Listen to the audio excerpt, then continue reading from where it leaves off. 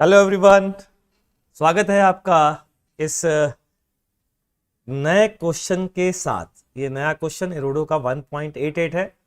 Circular motion इस समय एरोडो में चल रहा है और हम समझने का प्रयास करते हैं कि इस क्वेश्चन में आखिरकार क्या करना है। बड़ा ही शानदार क्वेश्चन, लेकिन इस क्वेश्चन की दुविधा ये है कि इस क्वेश्चन में जो स्टिफनेस दी है ना, वो उन्होंने क्या दिया है, स्प्रिंग कांस्टेंट दिया है या क्या दिया है वो पता नहीं चल रहा है। पहली चीज। दूसरी चीज, आंसर गलत है। अगर हम स्टिफनेस को स्प्रिंग कांस्टेंट के की तरह मानते हैं तो इसका आंसर सही नहीं है। तो खैर, आंसर सही है गलत है क्या है निकालते तो सही है, सोल्यूशन तो देखते ही हैं।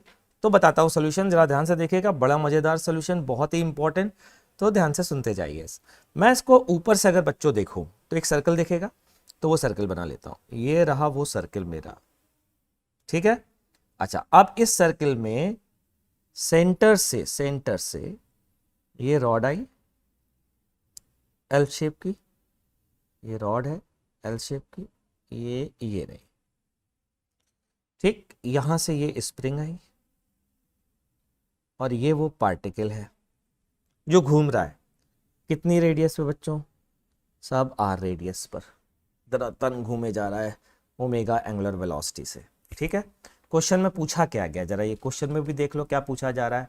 क्वेश्चन में पूछा जा रहा है find the elongation of the spring, how is the result affected by the rotational direction. तो इलोंगेशन पूछ रहे हैं और पूछ रहे हैं कि अगर ओमेगा उस साइड होता तो उससे क्या फर्क पड़ता। ठीक है, देख लेंगे क्या फर्क पड़ता है। फिलहाल तो एफबीडी बनाते हैं यार। तो ये आया, अगर ये आर डिस्टेंस है तो ये फोर्स आया एम आर ओमेगा स्क्वायर, ठीक है। अच्छा, स्प्रिंग में इलोंगेशन अगर मैं एल एक्स मान लूं तो इधर के एक्स फोर्स आएगा बच्चों, ठीक है। और रोटेटिंग फ्रेम में काम कर रहा हूं, इन रोटेटिंग फ्रेम, ये एफबीडी बना रहा हूं in rotating frame. Rotating frame में हूं, इसीलिए सेंट्रीफ्यूगल फोर्स शो किया है। ये एंगल थीटा, ये एंगल थीटा। रॉड के अलोंग, रॉड का नॉर्मल तो होगा नहीं, परपेंडिकुलर की इक्वेशन लिखूंगा तो नॉर्मल आ जाएगा, वो मैं लिखना नहीं चाहता। तो अलोंग द रॉड इक्वेशन लिख रहा हूं, है ना। अलोंग द रॉड क्या इक्वेशन आएगी? अलोंग द रॉड इक्वेशन आएगी बच्चों m r omega square cos theta, ये बराबर होगा के एक्स के। हम ये मान रहे हैं बच्चों कि ये जो लेंथ है ना, ये एल प्लस एक्स है, जहां एल क्या है, ऑब्वियसली एल क्या होगी? Natural length.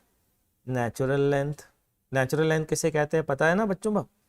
ठीक है, एल है नेचुरल लेंथ। तो मैं वापस से इस इक्वेशन पे आता हूँ, इस इक्वेशन पे आता हूँ। आर कॉस थीटा देखिए क्या है, आर कॉस थीटा आपको पता चल जाएगा क्या है।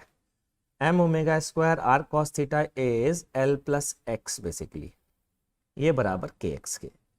आप देख सकते हैं कि आपका एक्स अभी दौड़ करके आने वाला है, एम एल ओमेगा स्क्वायर, ठीक है, plus m omega square x equals to k x. तो यहां से x की वैल्यू आ रही है m l omega square upon k minus m omega square, ठीक है। इन्होंने शायद, जहां तक मुझे याद है, इन्होंने x बाई एल की वैल्यू को शो किया है इस क्वेश्चन में। अब पता नहीं मैं कितना सही हूं, मुझे बहुत ज़्यादा तो याद नहीं, लेकिन जहां तक मुझे याद आ रहा है इन्होंने x बाई एल को शायद स्टिफनेस का आंसर शो किया है, ठीक है। फिलहाल x की वैल्यू तो बच्चों ये होगी, ये तय है।